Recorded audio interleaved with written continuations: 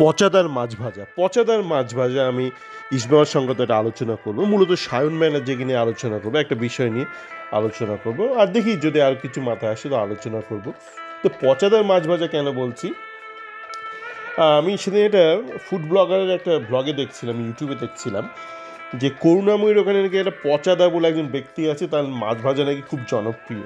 তো পচাদার ভালো নামটা বললো না ব্লগে, মানে উনি পচাদা এই জন্য নাম যে ওনার মাছগুলো নাকি একটু পচা পচা হয়, কিন্তু সেই মাছ যে ভাজে, মানে পচা মাছটা ভাজে, সেটা দারুণ জনপ্রিয়। মানে এখন নাকি অনেক ইউটিউবার যাচ্ছে সেখানে, প্রচুর মাছ যাচ্ছে, করুণাময়ীর কোথাও একটা করেছে। তো এখন আমি বোঝার চেষ্টা করছিলাম যে পচাদার মাছ ভাজা, মানে পচা মাছ তার আবার ভাজা এত জনপ্রিয় হলো কী করে, মানে লোকে খাচ্ছে আর সেলফি তুলছে। তো তারপর আমি যেটা বুঝলাম বা জানতে পারলাম সেটা হচ্ছে যে পচাদা কী করেছে, পচাদা কিছু সেলিব্রিটিকে নিয়ে এসছে, কিছু ইংরাজি বলা সেলিব্রিটি, কিছু বাংলা বলা সেলিব্রিটি, আর কিছু হিন্দি বলা সেলিব্রিটি। তো তারা পচা মাছ খাচ্ছে আর বলছে আহা কী খেলাম কী খেলাম, আলাদাই একটা ফ্লেভার, ম্যারিনেটেডস বিভিন্ন সব কথাবার্তা বলছে। বিট নুন দিয়ে নাকি পচা মাছ, একটু অল্প, বেশি পচা না, অল্প পচে গেছে যেগুলো, সেগুলো ভাজছে আর সর্ষের তেলে, আর নাকি মানে সেগুলো খাচ্ছে লোকে আর খুব ছবি দিচ্ছে। তো আমি জানি প্রথম দেখলাম পচা মাছ ভাজা। তো কারণটা যেটা বুঝলাম যে এই সেলিব্রিটিরা পচা মাছ খাচ্ছে, সেইটা দেখে সাধারণ মানুষ ছুটে যাচ্ছে। মানে সাধারণ মানুষ বলছে ও তো উনি বলেছেন, ওই তো আবিদদা বলেছে, ওই দেবদা বলেছে পচা মাছ ভাজা নাকি দারুণ খেতে, তাই তারা খাচ্ছে। তো এইটা এখন হয়ে গেছে আমাদের সমাজের ব্যবস্থা। তা আমি দেখছিলাম সায়ন ব্যানার্জির ব্যাপারে দেখছিলাম, সায়ন ব্যানার্জি নিয়ে দেখছি কাল থেকে মানে অনেকে অনেক কিছু বলছে, অনেক লেখা লিখছে। সেখানে আবার মাঝে মধ্যে বিষ্ণুও ঢুকে যাচ্ছে। তো বিষ্ণু নিয়ে, বিষ্ণু এখন বিষ্ণু পক্ষে পক্ষ দুপক্ষ হয়ে গেছে। তো যারা বিষ্ণু পক্ষ রয়েছে তারা বলছে এই যে ইংরাজি কমেন্টেটাররা এত কিছু বলছে, এত প্রশংসা করছে, হিন্দি কমেন্টেটাররা এত প্রশংসা করছে, বাংলা কমেন্টেটাররা, টিভি কমেন্টেটার এত প্রশংসা করছে, বিষ্ণু কী করে খারাপ হয়ে গেল। তো এদের শুনছে আমার পচাদার কথা মনে পড়ছে। মানে এই যে বলেছে, আবির বলেছে, দেব বলেছে পচা মাছ ভাজা খেতে দারুণ খেতে, তাই পচা মাছ কী করে পচা হয় ওরকমই মানে টিভি কমেন্টেটার বলছি, ভাই আজকাল টিভি কমেন্টেটাররা কি এখানে পাচ্ছে না, মানে আমাদের খুব খারাপ লাগে। মানে আমি তো আর পচা মাছ বাঁচাতে এখনো খেয়ে উঠতে পারিনি। তো এই টিভি কমেন্টেটারদের দেখে খুব খারাপ লাগে। মানে জানি না এদের টাকা ফাঁকা দেয় নাকি, বলে ভাই এই যাও পারো, মানে রাস্তায় দাঁড়িয়ে, আগেকার দিনে হতো না, আগে ট্রাফিক পুলিশের মাইনে খুব কম ছিল, তো তখন অনেক সময় বলতো এই তোমাকে এখানে পোস্টিং দিলাম, তুমি যা পারো তুলে নাও, যেভাবে টাকা পারো তুলে নাও। তো এরা এখন দেখছি মানে মানে বিষ্ণু পায়ে বল লাগলে বলছে অসাধারণ বল ধরেছে, আবার বলছে ফার্স্ট টাচ, সেকেন্ড টাচ, মানে বিষ্ণু পায়ে বলটা লাগলেই হলো, পায়ে বল লাগলেই বলছে ফার্স্ট টাচ দারুণ, তারপর আবার ধরুন আরেকটা পা আরেকটু এগুলো বেশ সেকেন্ড টাচ দারুণ, মানে মানে বিষ্ণু গায়ে বল গেলে আগে থেকে বলে দিচ্ছে দারুণ দারুণ খেলছে বিষ্ণু, দারুণ খেলছে বিষ্ণু। তো আমি যে খেলাটা গতকাল দেখলাম, মানে বিষ্ণুর পা থেকে অজস্রবার বল কেড়ে নিয়েছে অপোনেন্ট, এবং ডান দিকটা মনে হচ্ছিলো সেই মানে শোলের ঠাকুরের মতো, শোলের ঠাকুরের কোন দিকটা, বাঁ দিকটা না ডান দিকটা জানি না, একটা দিকটা হাত কাটা ছিল, তো ইস্ট বেঙ্গলের ডান দিকটা হাত কাটা লাগছিল একদম। তো যাকে মানে ওই পচাদার মাছ ভাজা হয়ে গেছে পুরো ব্যাপারটা। পচাদা বলেছে না, বলছে পচাদা বলেছে, মানে বাংলার কমেন্টেটার বলছে, ইংরাজি টিভি কমেন্টেটার বলছে, জানি না মানে কোত্থেকে ভিকিরি সাহেবকে আজকাল ধরে নিয়ে এসছে। মানে এখন তো ইউরোপে সব জায়গাতে তো আর ভালো, এখন ফিনল্যান্ডের লোক বলতে, ইংল্যান্ডের অর্থনৈতিক অবস্থা খুব খারাপ জানেন তো, সেখান থেকে ধরে নিয়ে এসে মানে পেটের তাগিদে এরাও আসছে, অত একদিকে প্লেন ভাড়া দিচ্ছে, বলছে ফেরত প্লেন ভাড়াটা ভাই তুমি এভাবে তুলে নিয়ে যা পারো, মানে বিষ্ণু প্রশংসা করে man of the match touch দিয়ে তুমি টাকাটা তুলে নাও, তোমার বাকি সারা বছরে 12 মাসের টাকার কিন্তু তোমাকে নিজেকে ব্যবস্থা করে নিতে হবে, সে তুমি যেভাবে পারো করো, বিষ্ণু প্রশংসা করে যা পারো করো। যাকে আমি সায়নের ব্যাপারে সায়নের ব্যাপারে আসছিলাম। তো গত বছর যখন সায়ন খেলছিল তখন আমি একাধিকবার বলেছি, আমার চ্যাট ফোরামে বলেছি যে সায়নের কিছু ত্রুটি আছে। প্রথমত প্রথম দিকে সায়ন যখন নেমেছিল, তো সায়ন তখন একদম আগেকার দিনে ছিল বিকাশ পাজি টাইপ একদম খেলছিল, মানে লাইন ধরে দৌড়াচ্ছিল, মানে যেন করিডোর ফুটবল, মানে করিডোর ক্রিকেট আছে না, দেখবেন অনেকে মানে করিডোরে ক্রিকেট খেলে, মানে ডান দিক বাদিক শট নেই, খালি সোজা শট, মানে যদি করিডোর খেলা অভ্যাস। তো সায়ন প্রথম দিকে ওরকম খেলতো, তারপরেও কিন্তু ভেতরে কাট করা শুরু করেছে। এটা নিয়ে অজস্র আলোচনা হয়ে গেছে আমার চ্যাট ফোরামে।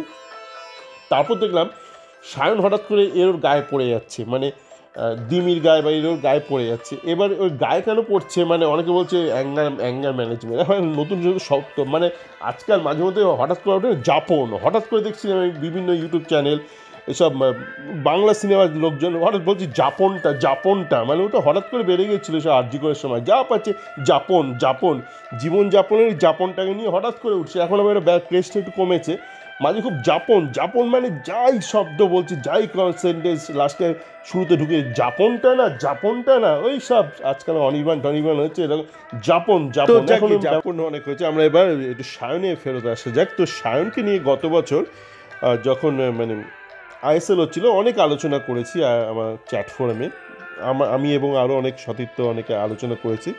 সায়নের মধ্যে তখন একটা প্রবণতা ছিল এর ওর ঘাড়ে চড়ে পড়া, মানে এবং ঘাড়ে চড়তো কেন এই না যে ওর মধ্যে বিশাল রাগ আছে, মানে ওই রাগটা একাধবার হয়তো দেখাতো, কিন্তু ম্যাক্সিমামটা হতে হচ্ছে ও কিন্তু অতটা শিক্ষিত খেলোয়াড় নয়। মানে আপনার তন্ময় দাস বা আপনার এই শ্যামল বেসরাই যেমন ছোটো থেকে ভালো একটা সুশিক্ষিত পরিবেশে বড় হয়েছে। শিক্ষা মানে এখানে আমি ফুটবল শিক্ষা বলছি, মানে একাডেমিক না, একাডেমিক্সে সায়ন ভালো, তো ফুটবল শিক্ষাটাও কিন্তু ভালো সেইভাবে ছিল না। তো সেই জন্য ও যখন ট্যাকেলে যেত অনেক সময় তার মধ্যে একটু সফিস্টিকেশন কম ছিল, মানে ও ঠিক মানে নজর রাখতো না যে কখন একটা অপোনেন্টকে থেকে পা থেকে বলটা কিনে নেওয়া যায় বা তাকে কীভাবে লিগালি আপনি অফ ব্যালেন্স করতে পারেন হালকা পুশ দিয়ে, যেন ফুডোতে হয় জুডোর ব্যাপার না, মানে ফুটবলের টেকনিক আছে, তো ওই টেকনিকগুলো ওর খুব একটা স্ট্রং ছিল না। সেই জন্য হঠাৎ করে মানে হুড়মুড়িয়ে গায়ে গিয়ে পড়তো এবং অবধারিত হলুদ কার্ড খেত। তো তারপর আমরা তো দেখেছি মানে কোয়াদ্দার চলে যাওয়ার পর অস্কার বুঝে এসছে, অস্কার বুঝে আমি কেরালার বাবা, মানে কেরালার মানে ফাদার অফ কেরালা ফুটবল হয়ে গেছে, ইন্টারন্যাশনাল ফাদার হয়েছে, ডোমেস্টিক ফাদার তো আছে আমাদের বুনোবাবু, ইনি ইন্টারন্যাশনাল ফাদার হয়ে গেছে কেরালা ফুটবলে। তো উনি খালি বিষ্ণুকে প্রমোট করে, বিষ্ণুর জন্য নাকি কথা বলেছে ইন্টারন্যাশনাল কোচের সাথে, ন্যাশনাল টিমের কোচের সাথে কথা বলেছে। তো যাকে মানে ওনার কলজির জোর আমরা দেখে নিয়েছি কতটা কলজির জোর আছে। তো উনি খুব বেশি নামাননি কিন্তু সায়নকে, তো গতকাল সায়নকে নামিয়েছিল এবং সায়ন ম্যাচে যতক্ষণ ছিল 10 মিনিটের মতো ছিল, দুটো সুন্দর পাস দিয়েছিল এবং দুটো পাস থেকে কিন্তু সুন্দর গোল হতে পারতো এবং পাসগুলো কিন্তু খুব তাড়াতাড়ি বলটা রিলিজ করেছে, বলটা ধরেছে খুব তাড়াতাড়ি, বলটা রিলিজও করেছে খুব তাড়াতাড়ি, কাটফাট না খুব একটা করার সুযোগ পায়নি। 10 মিনিটের মধ্যে আর কত কী করবে একটা ছেলে। তো শেষের দিকে একটা হার্ড ট্যাকেল করেছে, ওইটা বক্সের বাইরে ঘটেছে। তো ওই ট্যাকেলটার পর থেকে দেখছি কিছু বাঙালি মানে তারা কিছু মাচা আছে আর কিছু মানে মাছ ভাজা খাওয়া ইস্টবেঙ্গল পাবলিক আছে, পচা মাছ ভাজা খাওয়া কিছু পাবলিক আছে, তারা হঠাৎ করে মানে ওইটা নিয়ে মানে উঠে পড়ে লেগেছে, পেনাল্টি দিয়ে দিয়েছিল সায়ন। প্রথমত পরিষ্কার দেখা যাচ্ছে যে পয়েন্ট অফ কন্ট্যাক্ট বক্সের বাইরে ছিল এবং কন্ট্যাক্টে এখন তো নতুন ফিফার নিয়ম হয়েছে না, মানে শুধুই ফার্স্ট পয়েন্ট অফ কন্ট্যাক্ট দেখা হবে না, শেষ পয়েন্ট অফ কন্ট্যাক্টও দেওয়া হবে পেনাল্টি নির্ধারণের বিচার করার জন্য।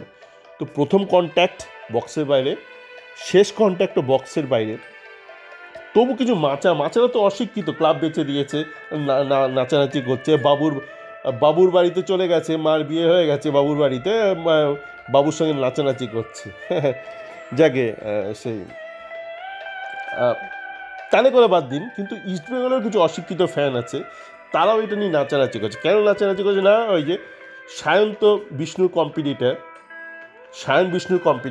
কেন সায়ন ভালো গেলে তো বিষ্ণু চলে যাবে, মানে বিষ্ণুর মধ্যে কী আছে জানি না, এদের অশিক্ষার যেই মন্ত্রটা রয়েছে, অশিক্ষার মন্ত্রটা এদের বিষ্ণুর মধ্যে রয়েছে। মানে এবার দেখুন আপনি কালকে ট্যাকেলটা করেছে, ট্যাকেলটা যদি ফাউলও হতো কী হতো, পেনাল্টি হতো, তোমার বাবাকে গিয়ে মাছ ভাজা খাওয়া। তো ব্যাপারটা হচ্ছে বক্সের বাইরে হয়েছে, বড় জোর একটা ডাইরেক্ট ফ্রি কিক হতো। এবং সায়ন কেন করেছে ট্যাকেলটা, সায়ন যখন ট্যাকেলটা করেছে তখন কিন্তু ডান দিকে আপনার জিকসানও ছিল না, জিকসানকে তুলে নিয়েছে। জিকসান মানে এমন ভালো খেলছিল যে জিকসানকে ততক্ষণ অলরেডি তুলে নিয়েছে। এবং আরও একটা প্লেয়ার মার্কজো, সে নাকি এমন প্লেয়ার, তার সই করানোর পর মানে বিভিন্ন ইউটিউবার যেসব অনেক আছে, অনেক ভিকিরির বাচ্চা ইউটিউবার আছে, কেউ গ্রামে থাকে, কেউ ভালো চাকরি করে না, শহরে থাকে, কলকাতায় থাকে, কিন্তু ভালো রোজগার করে না, এদের মনে তো আশা রয়েছে আজকাল ভালো জীবন যাপন করবে। তো তারা তো এখন বিভিন্ন কোচ ফোচ যার সাথে পারে তার সাথে দালালি করে এইসব ভিকিরির বাচ্চাগুলো।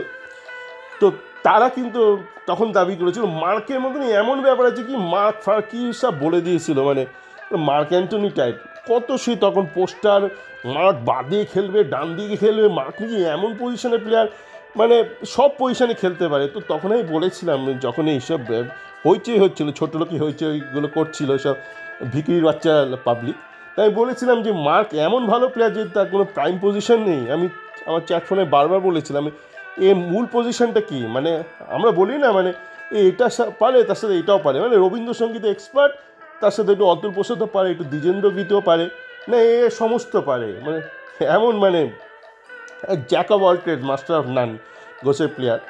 তখন বলতে পারিনি এরা, এখন এরা আবার বলছে মানে এখন দেখা গেছে মার্ককে নামানোর পর মার্ককে আর সাইড ব্যাকে নামানোর ভরসা পাচ্ছে না, সে ডান দিকে সাইড ব্যাক বা দিকে সাইড ব্যাক কোথাও নামানোর ভরসা পাচ্ছে না। তো এখন এই কোচ আমাদের এই কোচ এইসব ভিকিরির বাচ্চা ইউটিউবারকে দিয়ে বলাচ্ছে, কি বলাচ্ছে, মার্ক নাকি বাদিকে ডান দিকে কোথাও ভালো খেলতে পারছে না, কেন না সে নাকি সেন্ট্রালি দারুণ খেলার জন্য নাকি সে এক্সপার্ট। সেন্ট্রালি কোন পজিশনে খেলবে, মানে সেন্ট্রাল মিডিও খেলবে, সিডিএম খেলবে, ক্যাম্প খেলবে, নাম্বার 9, মানে কোন পজিশনের জন্য সে এক্সপার্ট। মানে সে পুরোনো একটা কথা আছে না যে ইংরাজিতে ফেল করেছে, কেন না বলছে আমি অঙ্কে স্ট্রং, ইংরাজিতে কত পেয়েছে 109 পেয়েছে আর অঙ্কে 112 পেয়েছে, তো অঙ্কে স্ট্রং 12 পেয়েছে তাই ইংরাজিতে ফেল করেছে, ওরকম কথাবার্তা। আবার এরাই আবার বলাচ্ছে কি মহেশকে, মানে এইসব ইউটিউবাররা দাবি করছে মহেশকে কেন মাঝখানে খেলাচ্ছে না, মহেশ নাকি ছোট্ট চেহারা তাই নাকি মহেশের উইংয়ে খেলার জন্য নাকি আদর্শ চেহারাটাই মাঝখানেই খেলতে পারে। ভাই আমরা তো উল্টোটাই জানি, মাঝখানে খেলতে আরও বেশি বড় চেহারা লাগে, সাইডে অনেক ফাঁক ফোকর পাওয়া যায়, অন্তত আইএসএলে পাওয়া যায়, যেহেতু সাইড ব্যাকরা ভারতীয় হয় সাধারণত। আর আপনার বিষ্ণু বাবা কি বিশাল চেহারা বড় দাঁড়িয়ে আছে জানি বিষ্ণু, চেহারা কি মানে আমাদের মহেশের তুই বিশাল বড়, মানে বিষ্ণুকে কোথাও বুঝতে হবে, তো ওর জন্য মহেশকে মাঝখানে ঢুকিয়ে দিচ্ছে। আর এই কোচ আর এইসব ভিকিরি বাচ্চা ইউটিউবাররা কি বলছে না মহেশের নাকি ছোট্ট চেহারা, ছোট্ট চড়ুই পাখির মতো চেহারা, ওই চেহারা নাকি আদর্শ মাঝখানে খেলার জন্য, উইংটা ছেড়ে দিতে হবে, বিষ্ণুর জন্য উইংটা ছেড়ে দিতে হবে। তো যাকে সায়নের ব্যাপারেই থাকি আমরা, যে সায়নে কিন্তু মানে গতকালে ম্যাচটা পর দেখছি সব প্রচুর ভিকিরি বাঙালি তারা বলে বেড়াচ্ছে সায়ন মানে অ্যাঙ্গার ম্যানেজমেন্ট করতে, অ্যাঙ্গার ম্যানেজমেন্ট, কিসের অ্যাঙ্গার ম্যানেজমেন্ট, কালকে ট্যাকেলটার সাথে কী অ্যাঙ্গার ছিল ভাই, দুটো পাস দিয়েছে তার মধ্যে কোথায় অ্যাঙ্গার ছিল ভাই, ওই ট্যাকেলটা না করলে তো ভেতরে ঢুকে আসতো, তখন জিকসন ডান দিকে ছিল না, এবং ওরা কেরালা কিন্তু 4খানা বিদেশি অ্যাটাকারকে নামিয়ে দিয়েছিল সেই সময়, শেষের দিকে 4টে অ্যাটাকার ছিল ওদের মাঠে, ডান দিকে কোনো ডিফেন্ডার ছিল না, আর মার্ক তো বিশাল বড় মার্ক হয়ে গেছে, মার্কের থেকে হাওয়া হয়ে গেছে এমন মার্ক, তো তখন ওকে ট্যাকেলটা করতে হয়েছে, আর বক্সের বাইরে ট্যাকেল করেছে, বড় জোর একটা ফ্রিকিক হতো, বড় জোর একটা হলুদ কার্ড খেত, বলটা নিয়ে ঢুকে পড়ে দেবো ক্রস করে তাহলে গোল হয়ে যেত। কিন্তু না, এই যে বলেছে পচাদার মাছ ভাজা নাকি দারুণ খেতে বলেছে, দেবদা বলেছে, আবির বলেছে, জিদ্দা বলেছে। যাকে এখানে শেষ করছি। আর ভাই তো এইসব পচা আবার আপনারা করুণাময়ীতে যাবেন না পচা মাছ ভাজা খুঁজতে, ওটা আমার একটু কল্পনা দিলাম, মানে আপনাদেরকে একটু টাইট দেওয়ার জন্য, একটু হ্যাটা করার জন্য একটু কল্পনা দিন। হ্যাঁ, এবং পচা মাছ ভাজা কোথাও বিক্রি হচ্ছে না, কেউ কোনো ব্লগ বানায়নি। সবাই ভালো থাকবেন।